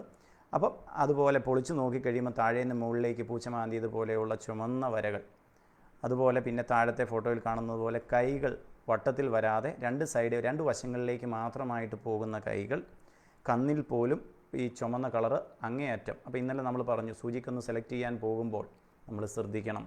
നമ്മൾ ഇത്തരം കാര്യങ്ങൾ ശ്രദ്ധിക്കണം. വാഴയുടെ പോള പൊളിച്ച് നോക്കണം, നല്ല വാഴയാണോ. അതിൻ്റെ പേരൻ്റ് വാഴയിൽ ഇതുണ്ടെങ്കിൽ അത്തരം കന്നുകൾ സൂചിയാണെങ്കിൽ പോലും നമ്മൾ എടുക്കരുത്. അപ്പോൾ ഈ ഒരു വാഴ ഇങ്ങനെ ഉണ്ടെങ്കിൽ അതിനടുത്തുള്ള വാഴയിലേക്കും ഈ വൈറസ് നമ്മുടെ വെക്ടറുകൾ കൊടുത്തിട്ടുണ്ടാവും. ആ രീതിയിൽ നമ്മൾ ഈ രോഗത്തിനെതിരെ ജാഗ്രത പുലർത്തണം. ഈ രീതിയിൽ തട വിണ്ട് കീറും. അപ്പോൾ നമ്മൾ മഗ്നീഷ്യം, കുമ്മായത്തിൻ്റെയൊക്കെ പ്രയോഗമാണ് അന്നേരം നമുക്ക് രക്ഷിക്കാൻ വേണ്ടിയുള്ള ഒറ്റകൈ പ്രയോഗം. അവിടെ നമ്മൾ 1/2 കിലോ കുമ്മായവും മഗ്നീഷ്യവും ഒക്കെ സ്പ്രേ അടിച്ച് കൊടുക്കുക, കാൽസ്യം നൈട്രേറ്റ് ഒക്കെ കൊടുക്കുക. നമുക്ക് കുറച്ചൊക്കെ ഒന്ന് കൺട്രോൾ ചെയ്ത് ഈ കൊല അങ്ങോട്ട് മേടിക്കാൻ പറ്റുമെന്നല്ലാതെ ശാശ്വതമായ ഒരു സൊല്യൂഷൻ അല്ല. അതുകൊണ്ട് ദയവ് ചെയ്ത് കല്ലൻ രോഗം വരാതിരിക്കുന്നതിന് വേണ്ടിയുള്ള ജാഗ്രത നമ്മൾ കാണിക്കണം.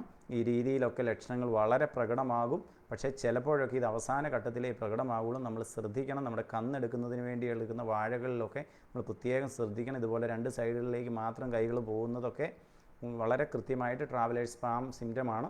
അത് നമ്മൾ ശ്രദ്ധിക്കണം.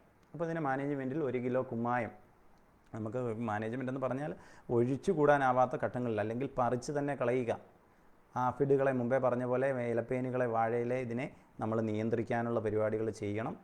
ചെറിയ വാഴകളാണെങ്കിൽ പറിച്ച് കളയുക തന്നെയാണ് നമുക്ക് പോകാൻ വഴി. അതവിടെ ഇടാതിരിക്കുക, അങ്ങ് മാറ്റിയിടുക, കമ്പോസ്റ്റ് ആക്കുക, അല്ലെങ്കിൽ കത്തിച്ച് കളയുക. അപ്പോൾ അതുപോലെ ടിഷ്യൂ കൾച്ചർ വാഴയുടെ ഉപയോഗം വളരെ പ്രധാനപ്പെട്ടതാണ്. നല്ല ഗുണമുള്ള ഇതാണെങ്കിൽ കുഴപ്പമില്ല. ഇത് നമ്മൾ പറഞ്ഞ പോത്തിൻ്റെ കൊമ്പ് പോലെ വാഴയുടെ ഇലകൾ വളഞ്ഞു പോകുന്ന കുക്കുംബർ മൊസൈക്ക് വൈറസാണ്. ഇത് നമുക്ക് അത്ര വ്യാപകമല്ല എങ്കിൽ പോലും ചിലയിടങ്ങളിലുണ്ട്. നിങ്ങൾ ശ്രദ്ധിക്കാൻ വേണ്ടിയാണ് പ്രത്യേകമായിട്ട് പറയുന്നത്. വൈറസാണ്. അപ്പോൾ നമ്മുടെ ഒരു തോട്ടത്തിൽ വന്നു കഴിഞ്ഞാൽ അതിങ്ങനെ പടർന്ന് വ്യാപിച്ച് പോകാനുള്ള സാധ്യതകളുണ്ട്. നമുക്ക് ഇതും കൊക്കാൻ രോഗത്തിനെതിരെ പറഞ്ഞ നടപടികളെ നമുക്ക് ചെയ്യാനുള്ളൂ. അപ്പോൾ അതിൽ ചില സ്ഥലങ്ങളിലൊക്കെ ഈ ലക്ഷണവും കുക്കുംബർ മൊസൈക്കിൻ്റേതായിട്ട് വാഴയിൽ കാണുന്നുണ്ട്.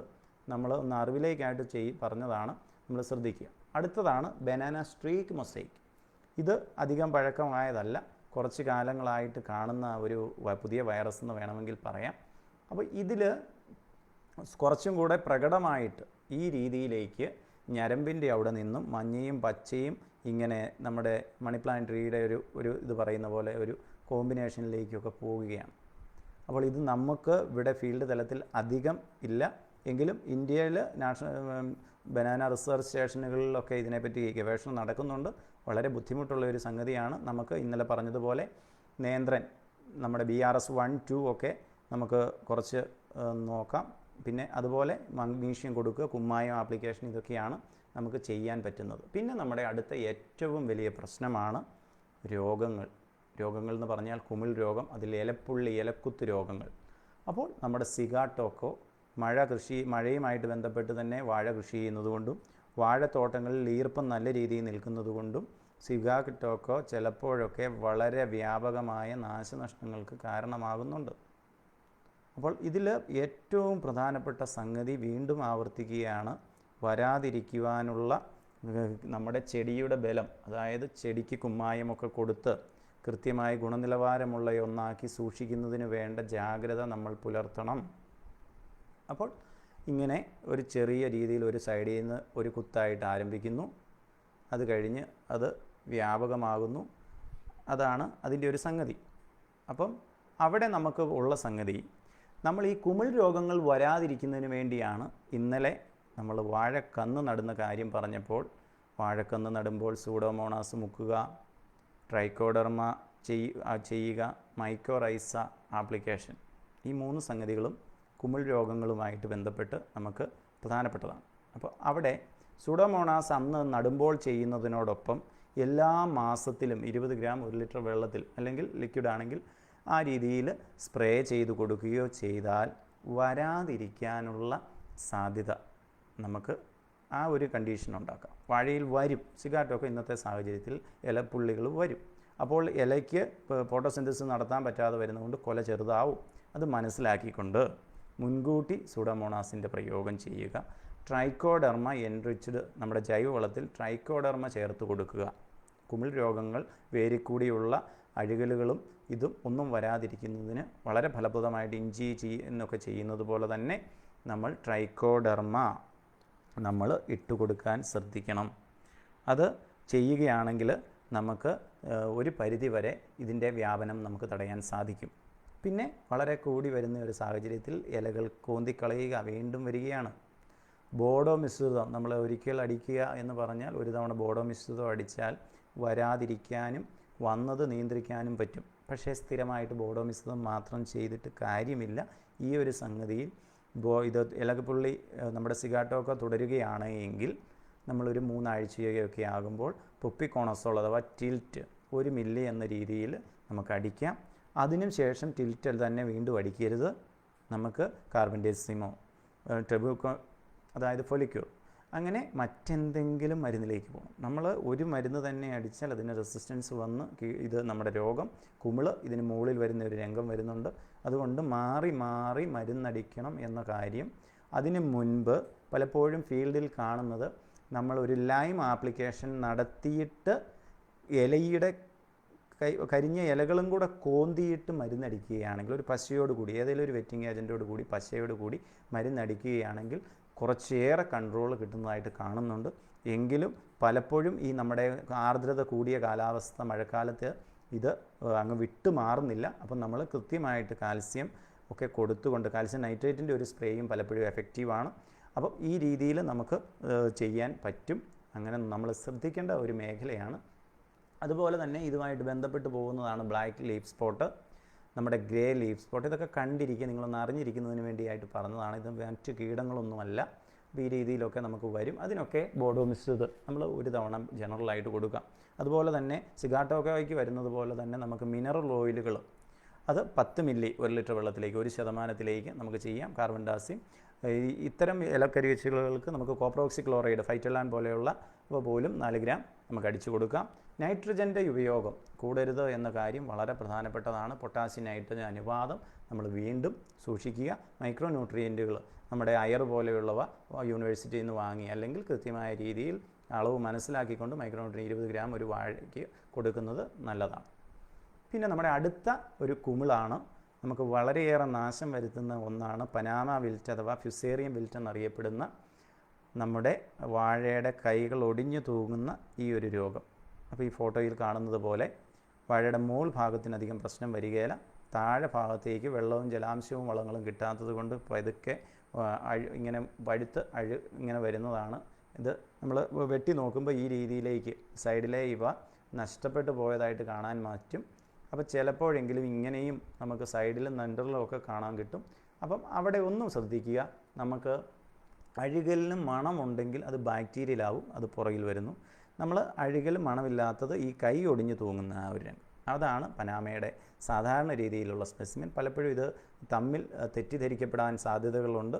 അപ്പോൾ നൈട്രജൻ്റെ കുറവൊന്നും ഒരിക്കലും ഒടിയാനുള്ള സാഹചര്യം വരുത്തുകയില്ല. മൊത്തത്തിലെ മഞ്ഞളിപ്പേ വരുള്ളൂ. ഒടിഞ്ഞു തൂങ്ങുന്ന ആ ഒരു രംഗം ഈ പനാമയിലാണ് നമുക്ക് കാണാൻ കിട്ടാറ്. അപ്പം നമ്മുടെ കാർബൻഡാസിമിൽ നമുക്ക് കന്ന് മുക്കി നടുന്ന ഒരു രംഗം, അത് ടിഷ്യൂ കൾച്ചർ വാഴയാണെങ്കിൽ നമുക്കിത് ഒഴിവാക്കാം. അതുപോലെ കുമ്മായ പ്രയോഗം, സൂഡോമോണാസ് നമുക്ക് ആദ്യമേ ഇട്ട് കൊടുക്കുന്നതും പിന്നീട് സ്പ്രേ ചെയ്ത് കൊടുക്കുന്നതും ഉപകാരപ്പെടും. പിന്നീട് നമ്മുടെ ഒരു കുമിൾ രോഗവും കൂടിയാണ് ഇലയ്ക്ക് വരുന്നത് പോലെ തന്നെ ചിലപ്പോഴെങ്കിലും കായ്കളുടെ അരിക് ഒരു രോഗം വരാറുണ്ട്. അപ്പോൾ അത് ബോഡോമിസം മതിയാവും. അതുപോലെ ഇപ്പോഴും ചില കുലകളിൽ പുള്ളികൾ വരുന്നതായിട്ട് പറയുന്നു. അപ്പോൾ അതിന് മാംഗോസെബ്, ബോഡോമിസ്, കോപ്പർ ഓക്സിക്ലോറൈഡ് ഇവ ഏതെങ്കിലും ഒന്ന് സ്പ്രേ ചെയ്താൽ മതിയാവും. നമ്മൾ അവസാനം കൊലയെടുത്ത് വിൽപ്പനയ്ക്ക് പോകുമ്പോൾ ഒരു ബുദ്ധിമുട്ട് വരുന്നുവെന്ന് കർഷകർ പറയുന്നുണ്ട്. അപ്പോൾ നമുക്ക് ഈ രീതിയിൽ അതിനെ കൺട്രോൾ ചെയ്യാം. റൈസോം റോട്ട് ഇപ്പം ഞാൻ പറഞ്ഞു, പനാമ വെൽറ്റുമായിട്ട് ചേർന്ന് പോകുന്ന കുമിൾ അല്ലാതെ ബാക്ടീരിയൽ മൂലം. അപ്പോൾ ഇതിൻ്റെ പ്രത്യേകത, ഇത് മുഴുവനായിട്ട് മോള് പോകും. ബാക്ടീരിയ ആയതുകൊണ്ട് തന്നെ മുഴുവനായിട്ട് വരും. എന്നിട്ട് അതിൻ്റെ താഴെ നമുക്ക് നല്ല അഴുകൽ മണം നമുക്ക് ആദ്യമേ തൊട്ട് അനുഭവപ്പെടും. പിന്നെ നമുക്ക് ബാക്ടീരിയ നമുക്കറിയാവുന്നതുപോലെ ബാക്ടീരിയ രോഗമാണെന്ന് ഉറപ്പ് വരുത്തുന്നതിന് വേണ്ടി ഊസ്റ്റ് ടെസ്റ്റ് എന്ന് പറയാം. അപ്പം നമ്മളിങ്ങനെ അഴുകൽ കാണാം. ഇതാണ് അതിൻ്റെ ഒരു സ്ട്രക്ചർ. അപ്പം ഈ രീതിയിൽ നമുക്ക് ഒരു മണമുണ്ട്. ഊസ് ടെസ്റ്റ്, അതായത് നമ്മൾ ഈ വാഴയുടെ ഏതെങ്കിലും ഒരു ഭാഗം നമ്മുടെ മാണമെടുത്ത് നമ്മൾ വെള്ളത്തിലൊരു ഗ്ലാസ്സിൽ മുക്കി പിടിച്ച് കഴിഞ്ഞാൽ അതിൽ നിന്നും ബാക്ടീരിയയുടെ ഊസ്, ഒരു ഊറൽ ഉണ്ടാവും. ഒരു വെള്ള കളറിലുള്ള, നമ്മൾ എന്താ പറയുക, നമ്മൾ നല്ല ശുദ്ധമായ ജലത്തിലേക്ക് നമ്മൾ പാൽ കളർ പോലെ ഊറി വരും. അപ്പോൾ ആ ഊസ് ടെസ്റ്റ് ഒന്ന് ചെയ്ത് നോക്കുക. എന്നിട്ട് നമുക്ക് പടരാതിരിക്കുന്നതിന് വേണ്ടി വന്നത് പിന്നീട് ബുദ്ധിമുട്ടാണ് രക്ഷപ്പെടുത്താൻ. പടരാതിരിക്കുന്നതിന് വേണ്ടി കോപ്പർ ഓക്സിക്ലോറൈഡ്, ഫൈറ്റലാൻ പോലെയുള്ളവ 4 ഗ്രാം 1 ലിറ്റർ വെള്ളത്തിൽ നമുക്ക് തടങ്ങളിൽ ഒഴിച്ച് കൊടുക്കാം. പിന്നെ ഒരു രക്ഷയുമില്ല, വളരെ വ്യാപകമായിട്ട് വ്യാപിക്കുന്നതെന്ന് കണ്ടാൽ ബ്ലീച്ചിങ് പൗഡർ പോലെ 5-6 ഗ്രാം പരമാവധി നമുക്ക് 1 ലിറ്റർ വെള്ളത്തിൽ കലക്കി നമുക്ക് നനച്ച് കൊടുക്കാം. അപ്പോൾ മനസ്സിലാക്കുക, ആ ചെടിയുടെ വേരയിൽ അത് വന്നു കഴിഞ്ഞാൽ അതിന് ബുദ്ധിമുട്ട് വരും. അതുകൊണ്ട് തടമാണ് നമ്മൾ നനയ്ക്കേണ്ടത് ബ്ലീച്ചിങ് പൗഡറിൽ.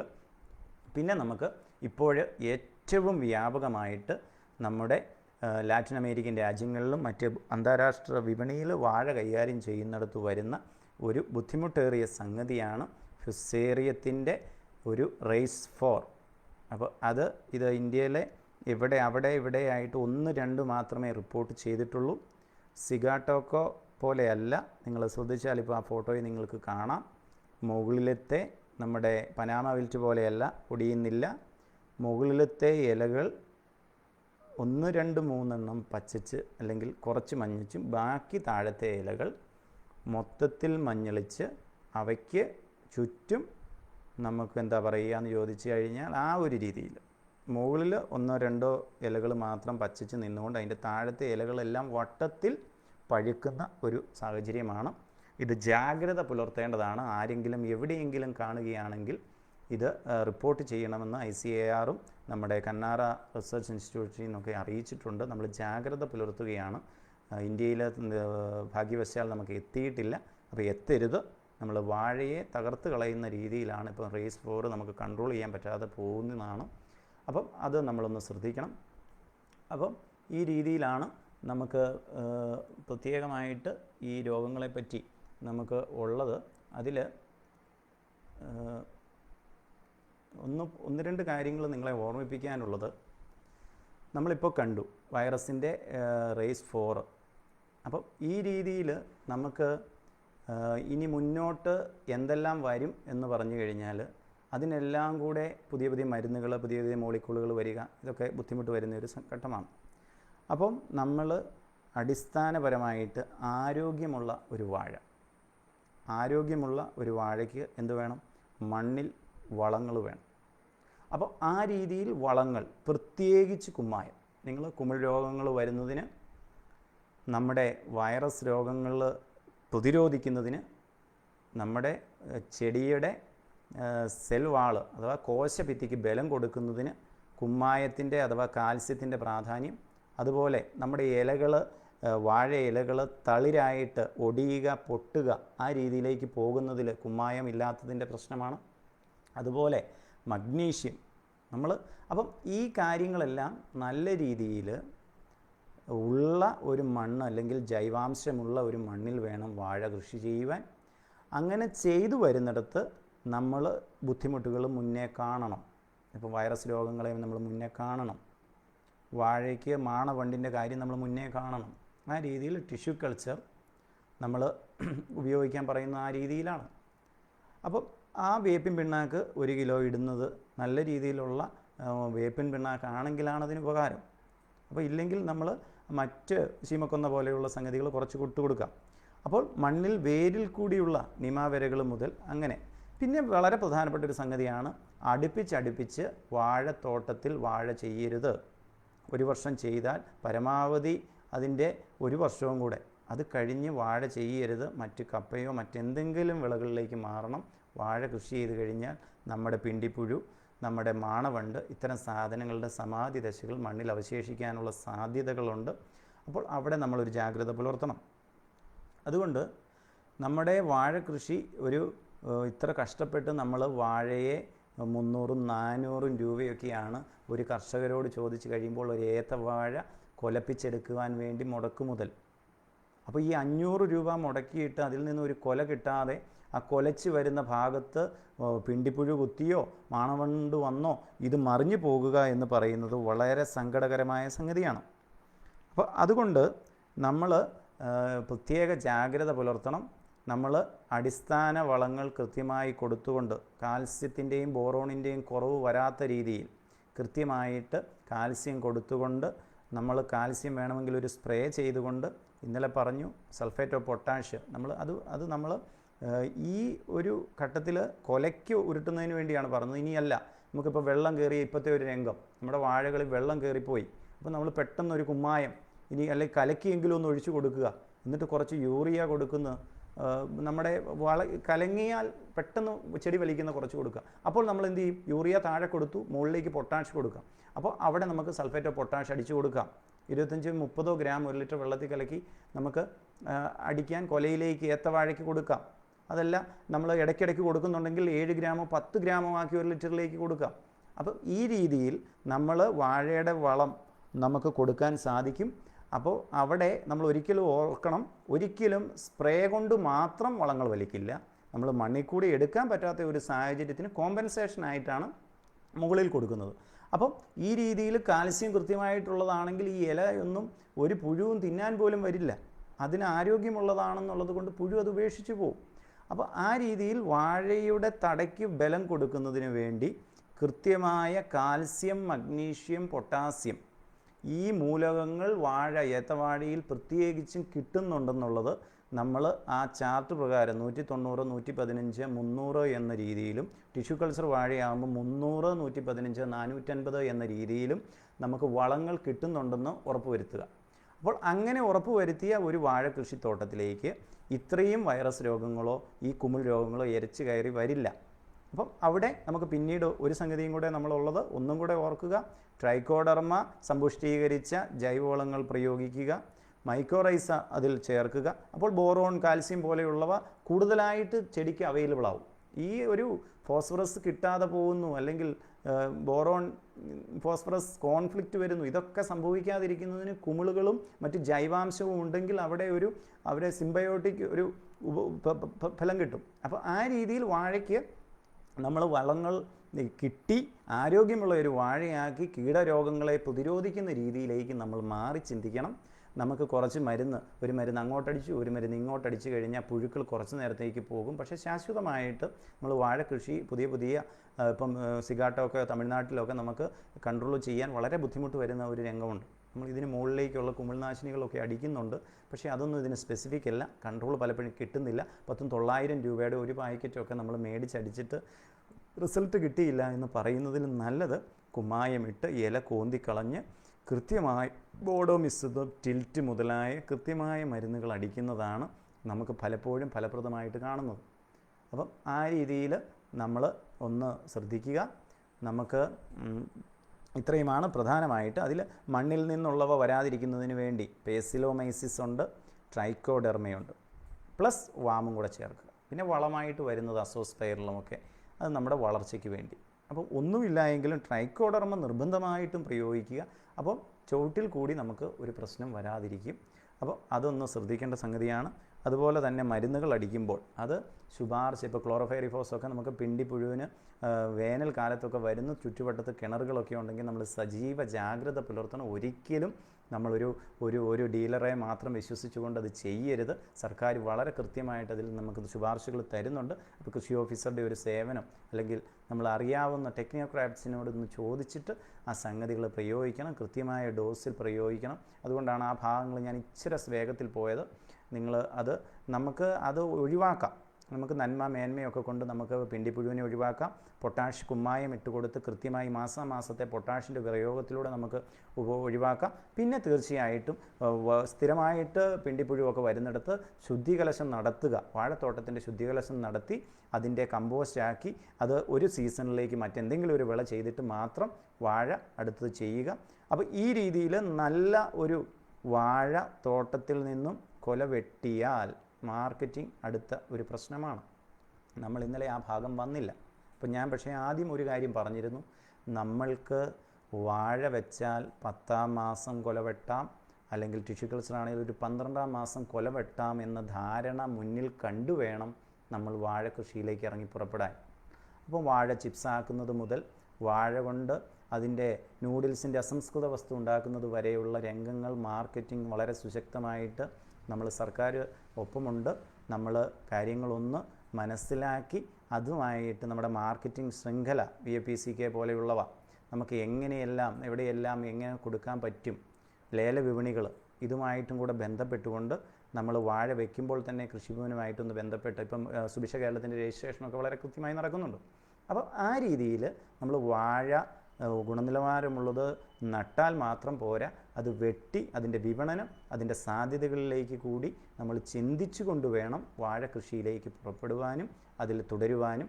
അപ്പോൾ നമ്മൾക്ക് പലപ്പോഴും നമുക്ക് ഓണത്തിനൊക്കെ നല്ല വിപണി കിട്ടുന്നതാണ്. പക്ഷേ നമ്മൾ മനസ്സിലാക്കുക, എല്ലാവരും വാഴ വെച്ച് കഴിഞ്ഞാൽ ഒരു വലിയ ഒരു സാഹചര്യം വരും. അപ്പോൾ അതൊക്കെ ഇപ്പോൾ കൃഷി വകുപ്പ് കൃത്യമായി അതിൽ ഇടപെടുന്നുണ്ട്, അതിൻ്റെ കണക്കുകൾ ശേഖരിക്കുന്നുണ്ട്, ഇപ്പോൾ തന്നെ വിപണിയുടെ കാര്യങ്ങൾ വരുന്നുണ്ട്. അപ്പോൾ ആ രീതിയിലൊക്കെ നമ്മൾ കൃഷി വകുപ്പുമായും ഇത്തരം RITTCയുടെ ട്രെയിനിങ് പരിപാടികളുമായും സഹകരിച്ച് നിങ്ങൾ പോവുക.